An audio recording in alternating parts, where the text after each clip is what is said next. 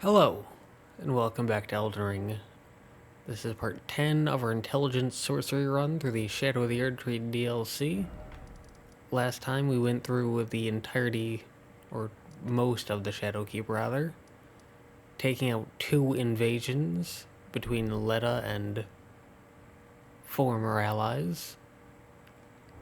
And in terms of items, we got ourselves the aspects of the Crucible Thorns, this weapon, however you pronounce it, the Falx and the Braided Cord set, the Bolt Drake Talisman +3, the Dueling Shield, some upgrade materials, the Pearl Drake Talisman +3, the Golden Lion Shield, the Lacerating Cross Tree, Ansbach's Longbow, and Leda's Rune.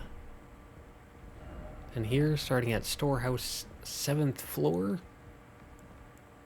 we changed some different sorceries because Glintstone Nail was not as good as we may have hoped. It wasn't bad, it just wasn't particularly good. My main problem with it was honestly that you just couldn't chain it. Like that. If you could just chain it, I would have kept it. Because that being able to just fluidly chain your sorceries and use them several times in this nice fluid motion, one of my favorite aspects of sorceries.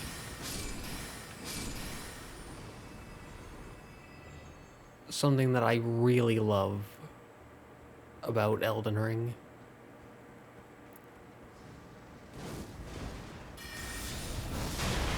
And it was one of my biggest problems with sorceries in the other games. Oh. Winged Serpent Helm and Ash of War Flame Spear. But that, more than any other reason, was why I didn't really use sorceries in the previous games. Just because they felt kind of clunky. Whereas in here, because of how smooth it is to chain some of them together, like Great Glintstone Shard, Ajula's Moonblade, and Carrion Slicer, because of that, I actually really like sorceries in Elden Ring. Despite it also being quite possibly my favorite game for melee builds as well. Impenetrable Thorns, also a sorcery, takes faith. I've heard this is really good, but I believe it may have gotten nerfed. Though I think it was really good because of a glitch, though. That's just something that I heard. So whether that's actually true or not, I am not entirely sure. There's a guy that wants us dead.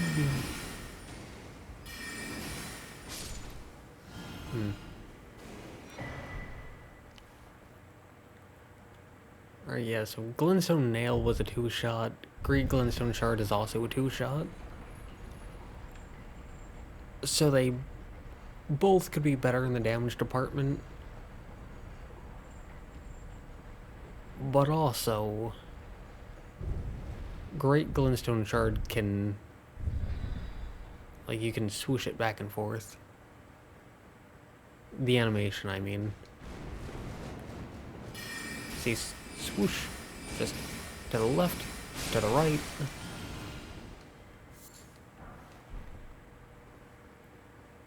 Like, It might sound like a very small change, but it makes such a big difference.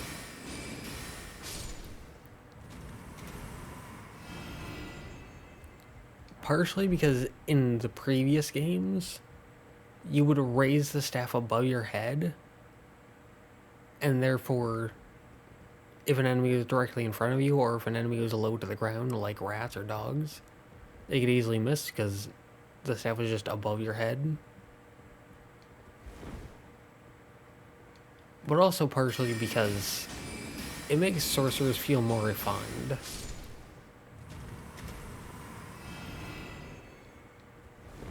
Illusionary wall. That's just a cookbook that I don't care for, which is why I'm not picking it up.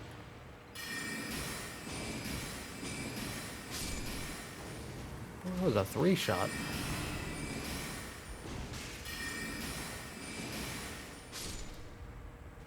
But yeah, this is why I run with Great Glintstone Shard instead of any of the other ones.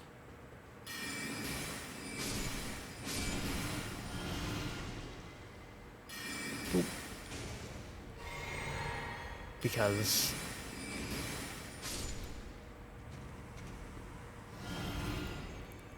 it just strikes the best balance between speed, FP cost, damage, and stun.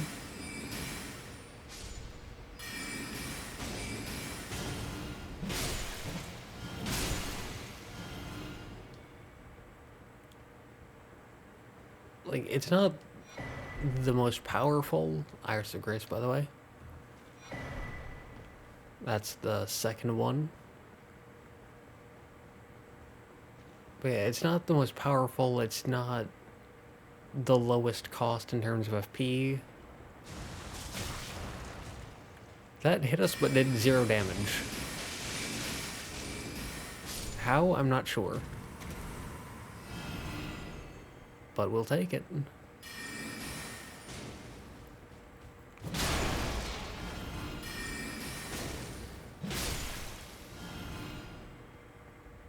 I know there's more of you.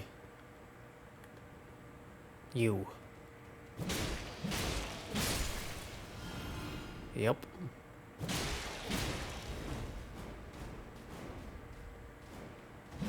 Knew there was more of them. If you can get over the visual and the sound thing, I would highly suggest running the Sacrificial Axe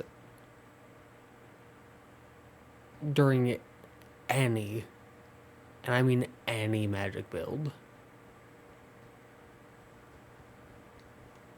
Be that sorceries or incantations. Because at a weight of 5.5, it's not super light, but it's not super heavy.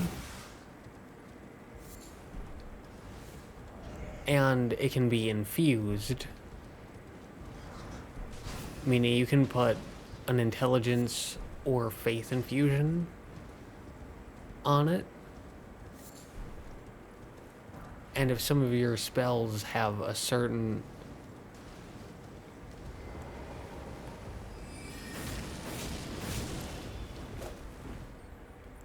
Sir, please. Sir. Sir, there's absolutely no need.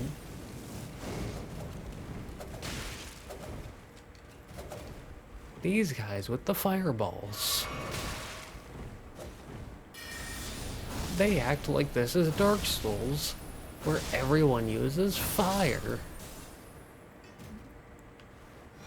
Stay down. With your bad incantation. Okay. But on top of being a damaging option that takes 0 FP, being relatively light enough and fast, it also has a secondary effect of restoring FP upon slaying a foe, which works really well with the Blessed Bluedew Talisman or the Ancestral Spirit's Horn. Which, Ancestral Spirit Horn gives you, I believe, 3 per kill, and Sacrificial Axe gives you, I believe, 4 per kill. And they do stack.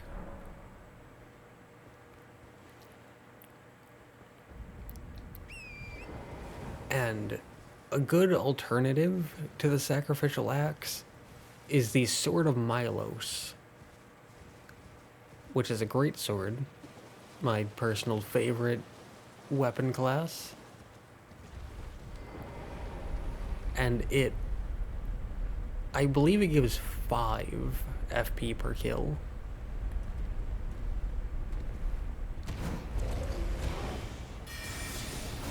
There's no need.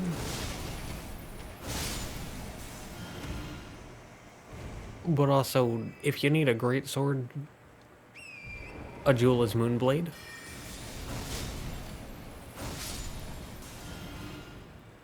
Like, sure, it takes FP rather than giving you FP, but the damage, the stun, the range, everything about it is just delicious. Also,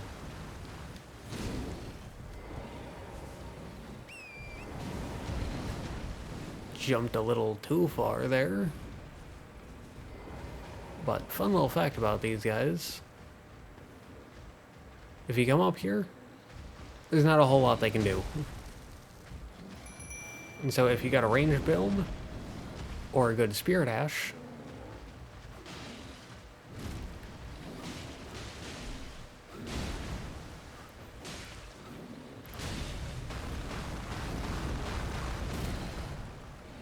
some may call it cheese. I call it evening the playing fields.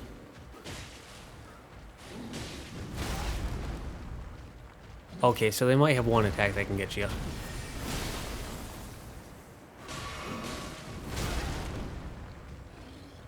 But still. If you just sit up here,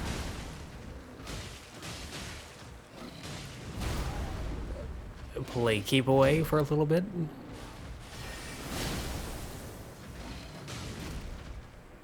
you can really have a Spirit Ash do basically all the work. And look at Yosh's health.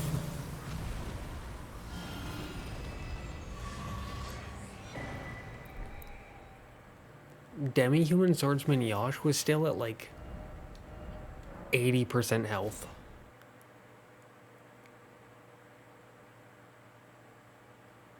So you, just by standing there, not even doing anything, just standing there, by itself takes almost all the aggro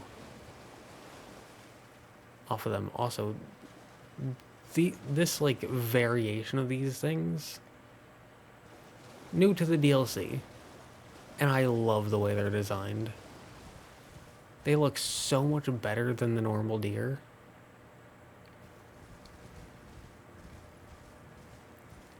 And I know that they're not, like, technically an enemy, because they don't attack.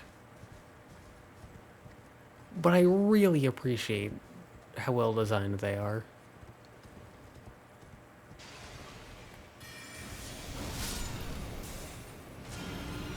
I don't think a lot of people take much of a look at them, because they're not an enemy.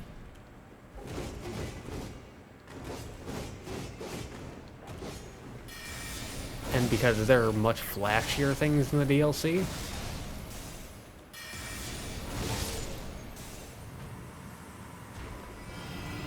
There are definitely far flashier things in the DLC. than a reskinned deer.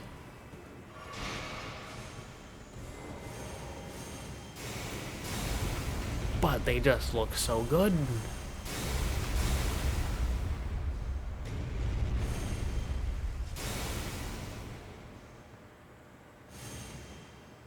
If you just ignore magic users, they don't do much.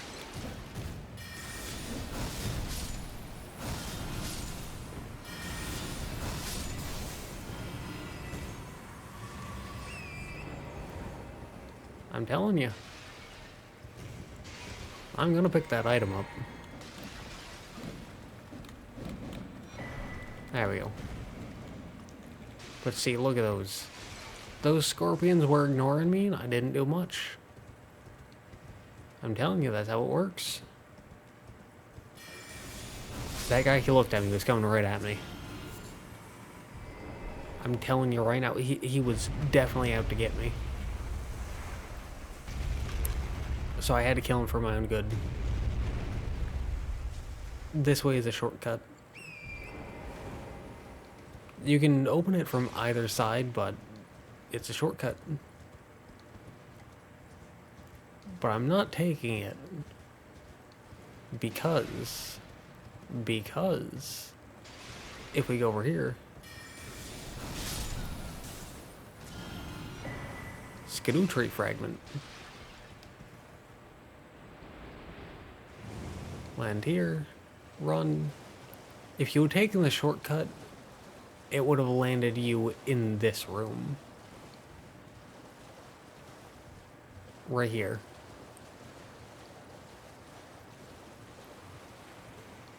So, it is a shortcut, but it skips a Skidoo tree fragment. Which means that it's not good for your first run through, but if you've already run through the DLC on a character and you're running through a second time, and you're already at max Skidoo tree blessing, it is good for that. It doesn't save you too much time, but it's something. And as a me once said, something is better than nothing. When did I say that? Who knows?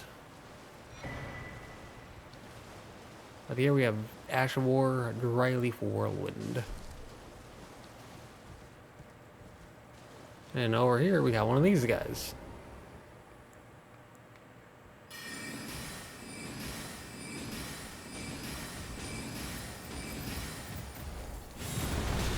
And as I've said before, if you just ignore a magic user,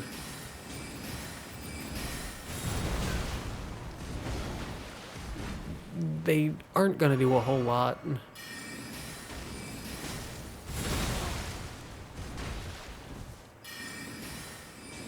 But Devonia here, they were coming straight at me. So we get their hammer and their helm.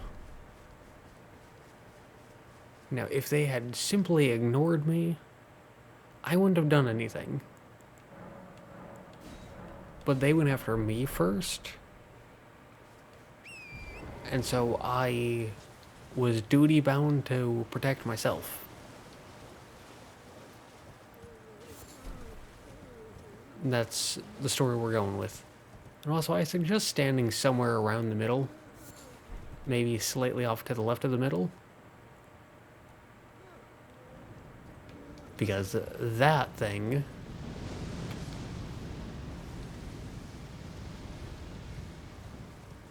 will kill some enemies for you. And that just gets you free runes.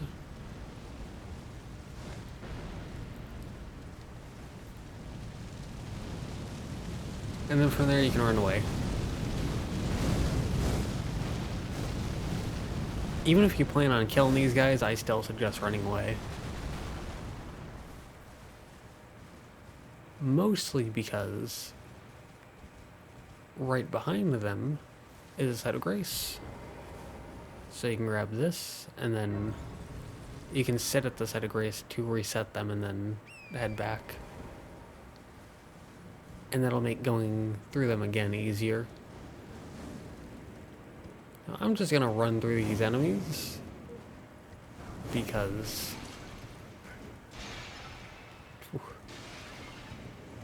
I kind of don't feel like fighting a lot of enemies right now.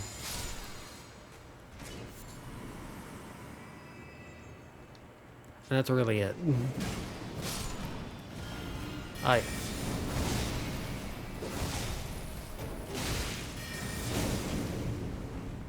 Okay. I was gonna leave you alone.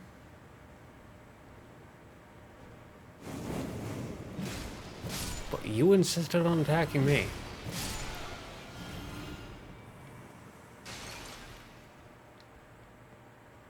Now, where did... That's where they win. Hi.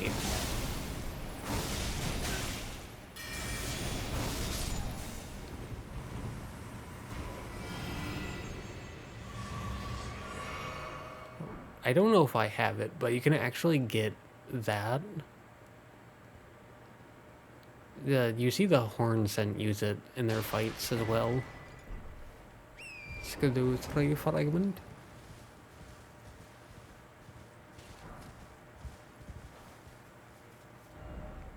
But you get it down in this area, and you get to there by going to Castle Front and then going down. I'm pretty sure that's how you get down here. And then from there you just go up and you just fight the ulcerated tree spirit.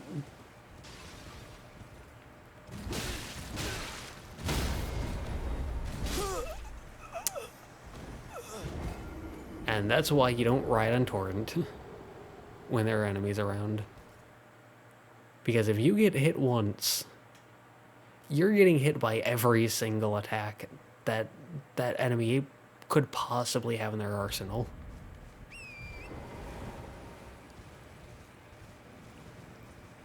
For some reason, I always... why is Torrent at half health? Did dying not restore Torrent's health?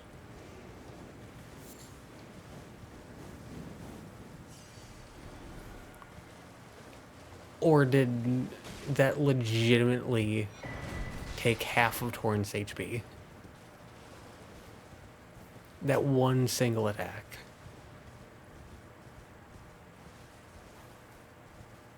Because it was one of those two things.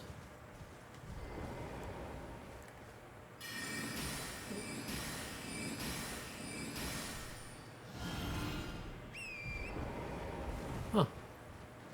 I thought they were going to put up more of a fight.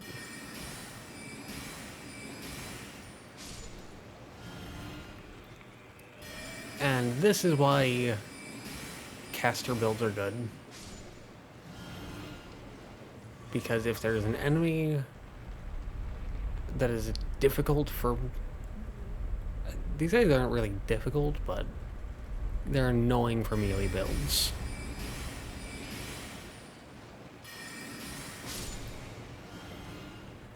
And if something is difficult or annoying for a melee build, it's probably a pushover for a magic build.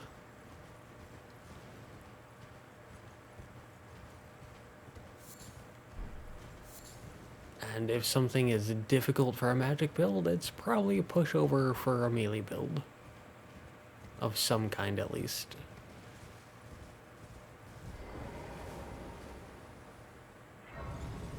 And that's why, if you're doing co-op, I would suggest having a mix of both.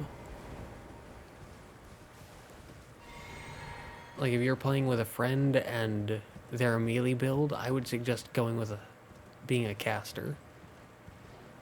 And if they're a caster, I would suggest going with a melee build.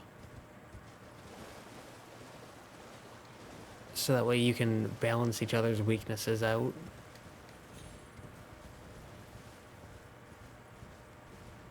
And that's why it's a good thing to be pretty versatile in terms of gameplay styles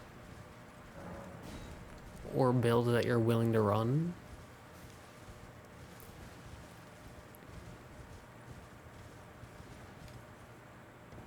And if you're someone who does a lot of co-op with friends, or co-op with people that you meet and talk to, instead of just like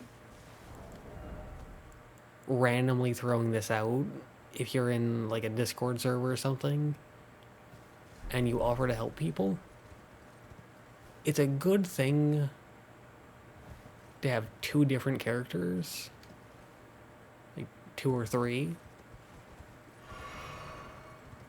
like 1 melee build, 1 magic build, and then a second melee or magic build, or maybe a hybrid.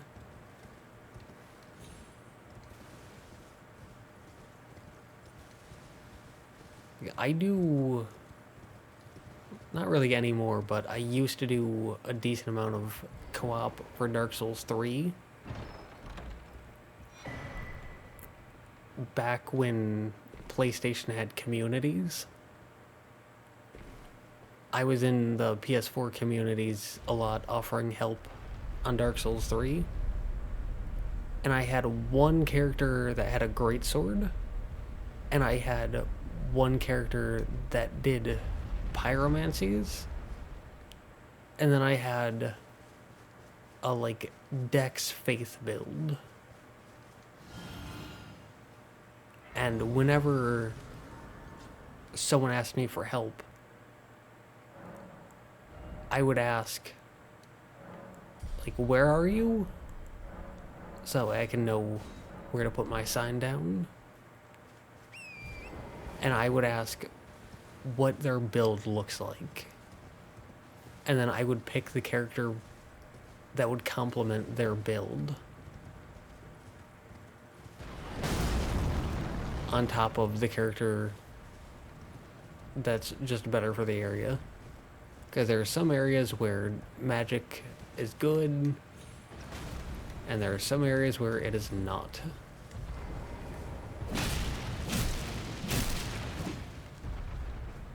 It's okay.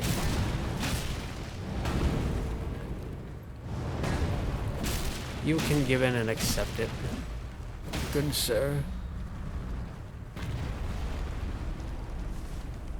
I don't know if I can actually get this critical. I can't. Wow, look at that.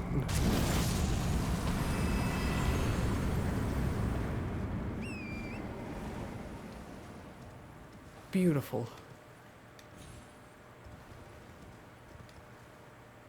Now, I actually wasn't going to fight this boss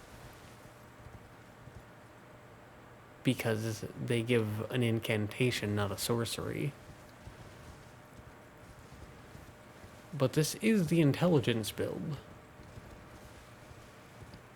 And I think we have an opportunity to gain some intel. You see, one of the biggest problems with Mimic Tier, against this boss specifically, is that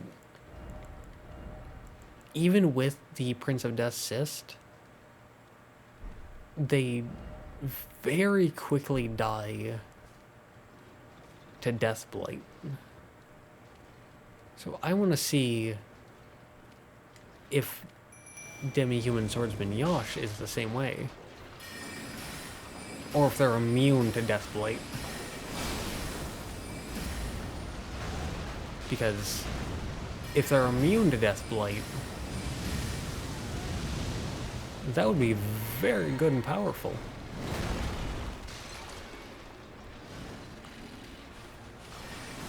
I was about to say, Yosh? You good? Are you good, good buddy?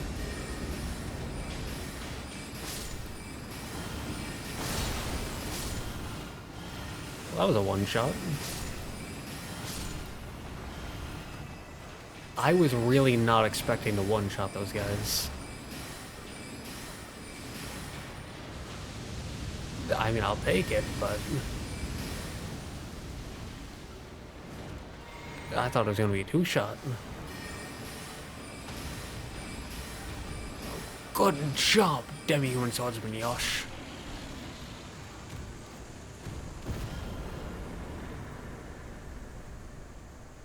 180k.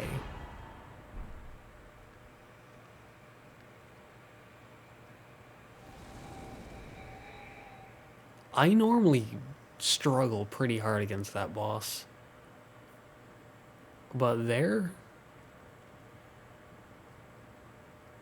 I think that was a no-hit. I don't think we took any damage whatsoever. Because we're at full health and we're at 7 red flasks. So... I think that was a no-hit. I don't think we even learned if they're immune to that or not. Like Deathblight. I'm gonna say with no. I'm gonna go with no. That they don't die to it. So yes, they're immune. Do I know that for sure? Nope. But that's what we're gonna go with.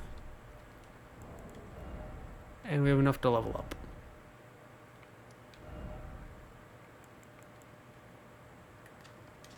We can do that.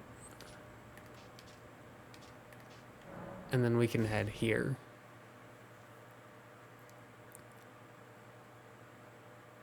Alright, so that's good to see. And that's just another example of what I was saying. Like, if something is difficult for melee builds, it's easy for magic builds. But if something is difficult for magic builds, it's usually pretty easy for melee builds. And that's a boss that I usually struggle with on melee builds, but very easy on a magic build.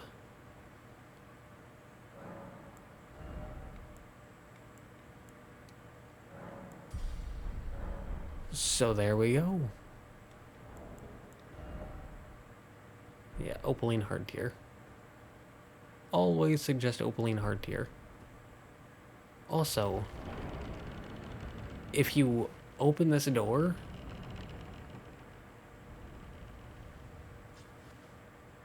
and you immediately move backwards, it doesn't trigger the cutscene.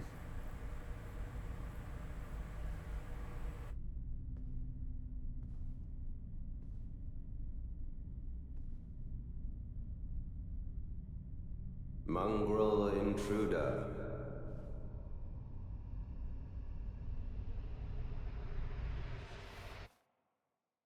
That tarnished, it seemeth.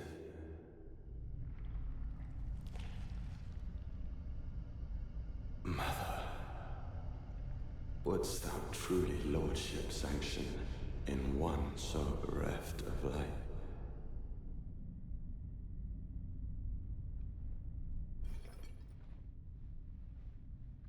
Yet, my purpose standeth unchanged.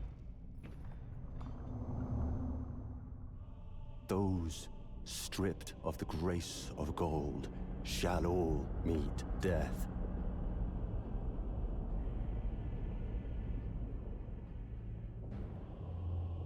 In the embrace of Messmer's flame. I just didn't know if it would do it if we didn't move at all.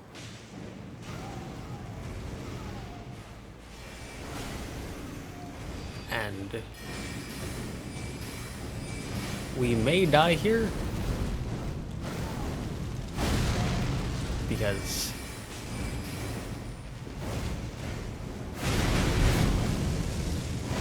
yeah, I haven't fought this boss in so long.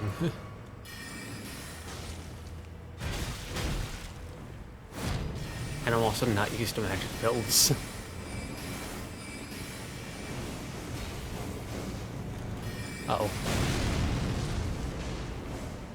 you ever make a mistake and you can see the mistake that you made as you make it? I'm at 3...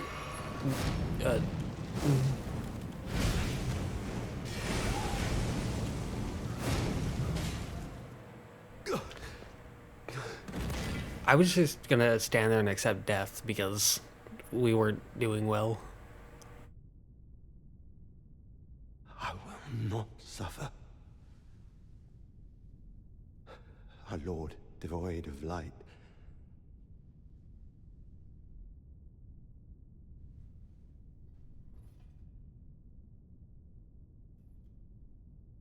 No, mother.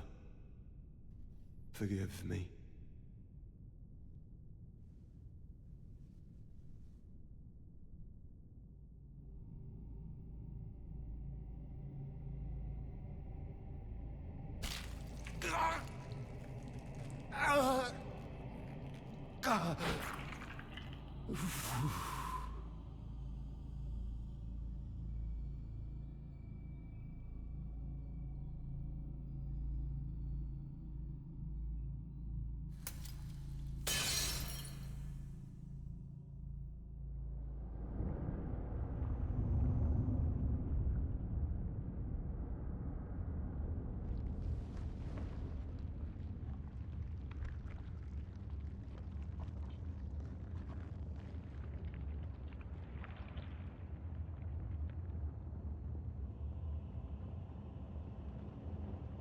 Soon tarnished.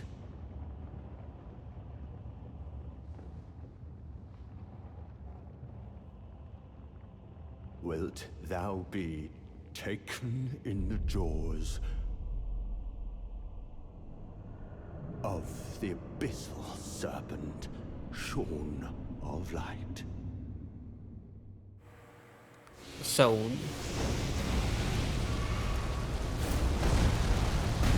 I don't know if you caught that, but he embered up.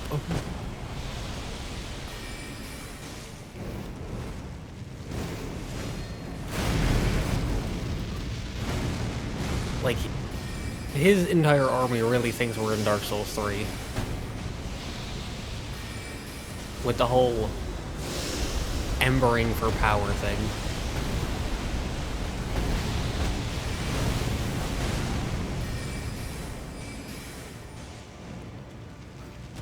Dodging all of that besides the grab was luck.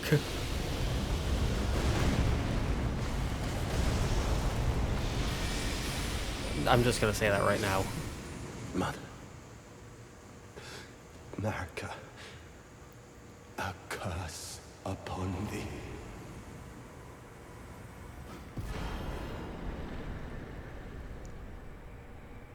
And you see, he died because he thought we were in Dark Souls 3. When we're not. We've evolved beyond that. We can jump now. Without needing a running start. But also... early on in Shadowkeep, you can find 2 little invasion signs. Or like an invasion sign or a help sign. And it's a fight between Leda and Hornsent, and you get to choose to help one. If you help Hornsent, you can actually summon him to help you in this fight. And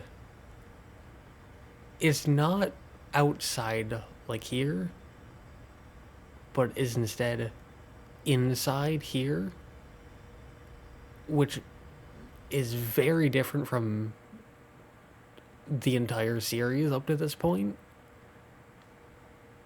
Even earlier on in the DLC, even earlier in the Shadow Keep with this boss here, the Golden Hippo, even then you could summon Hornsent outside, not inside.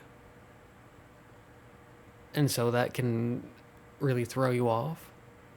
But it also means that the boss doesn't gain extra health, which is nice. And you may have noticed, out here, we can use spells, but in here, we cannot. And the reason for that is because if you helped Hornsent against Aletta, and you can then summon a Hornsent to face Sir Messmer, when you reload the area, the Hornsent will actually appear here. So if you rest at the site of grace, he'll show up here and you'll get extra dialogue from him.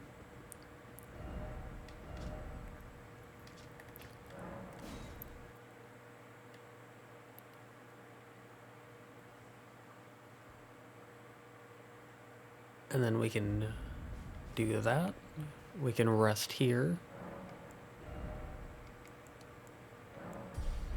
We can get 1 level. And then I wonder if it's here. Not here, but now, rather. No.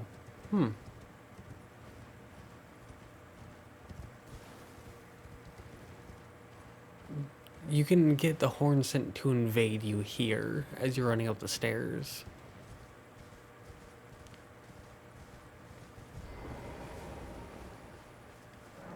And Dryleaf Dane.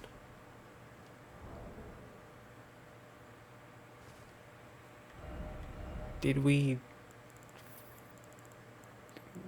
I know they... Yeah, so we have Dryleaf Art, so we fought him already. Okay. So, because we didn't... Oh no, we did kill him. Never mind. For some reason, part of my brain thought that we helped him kill Letta. But no, that's just wrong. Ooh. We got an enemy health bar. And a boss health bar at the same time. Would you look at that?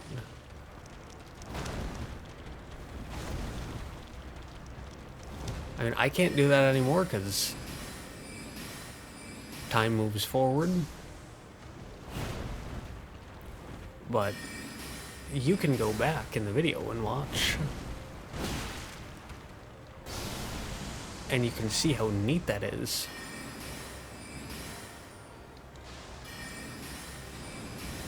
And how unique and cool it is.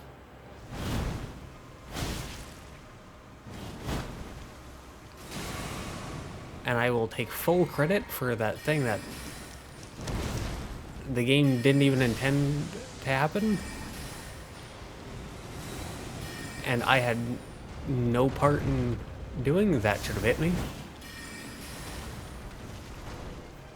And stab. And I knew the stab was coming and I still missed the time.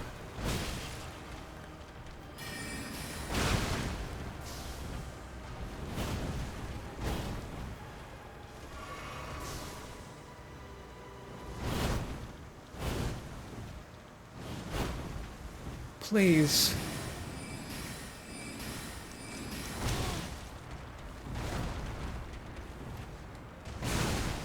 I just want to see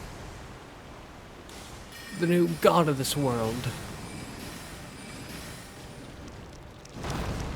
And I just want to talk to him about how he's gonna run things. And you're dead. Remembrance of the Saint of the Bud. 380k. Teleport because we've been inflicted with a scarlet rot.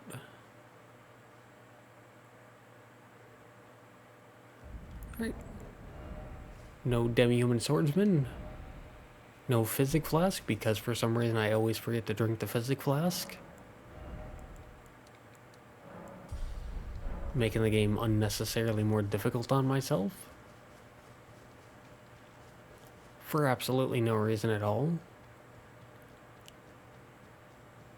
The Site of Grace in Messmer's chamber and this Site of Grace are both completely useless.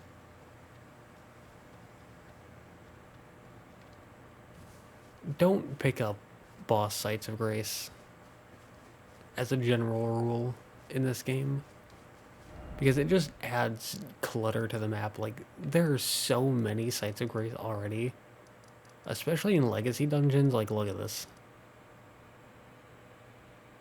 And there's another one up here, and there's more up in here. Like, you don't need that many sites of grace. You'll be fine skipping out on one or two. But here, I love how it says examine, and then here it says burn. Like, that escalated quickly. I completely forgot about this area.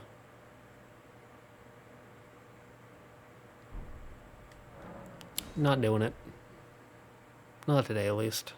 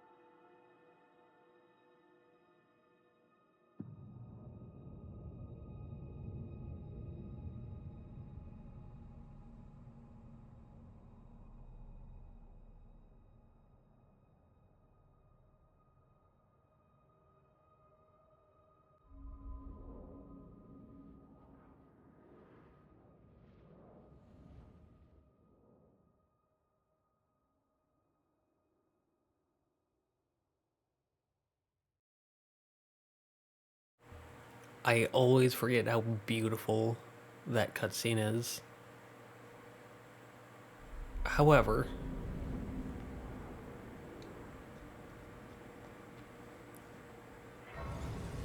immediately following up a compliment with however. However, whenever there's a teleport in these games, it always feels so weird to me. Because people talk about how incredible the level design of FromSoft games are, and it is incredible. But it's just so weird to me that there's that, and you mind, just above our head is where the ceiling tree was.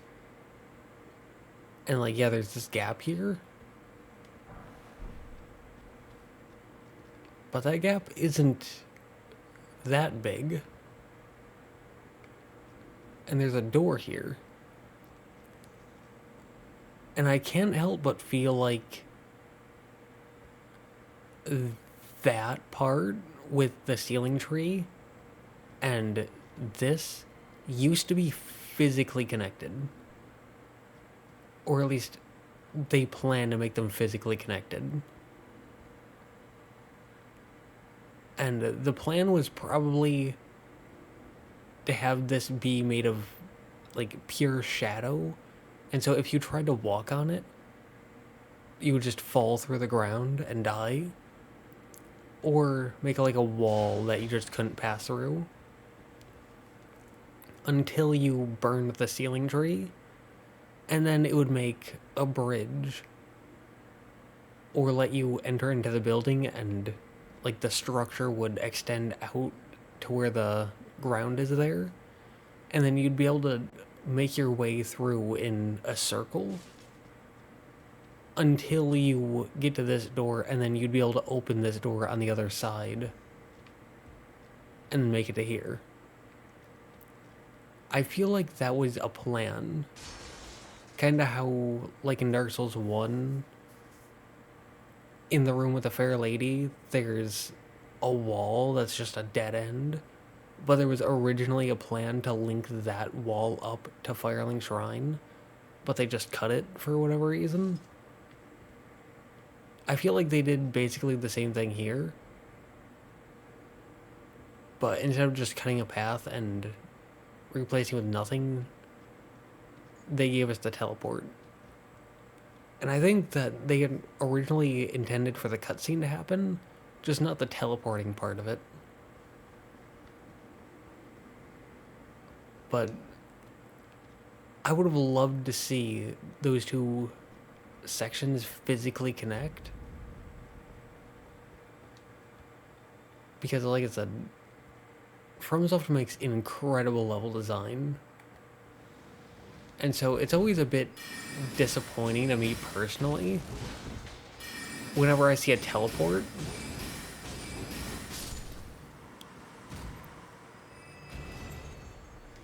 Because whenever I see a teleport, I just get the feel that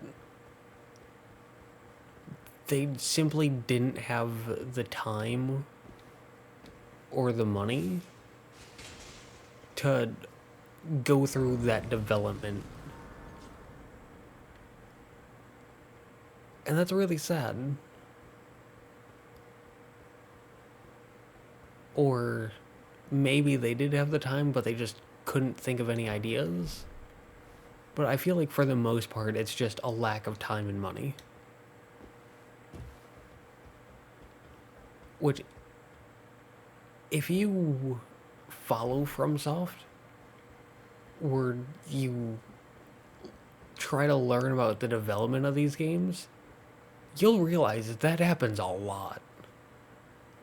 Like Dark Souls 1, the reason Lost Izalith kinda sucks is because they ran out of time and money.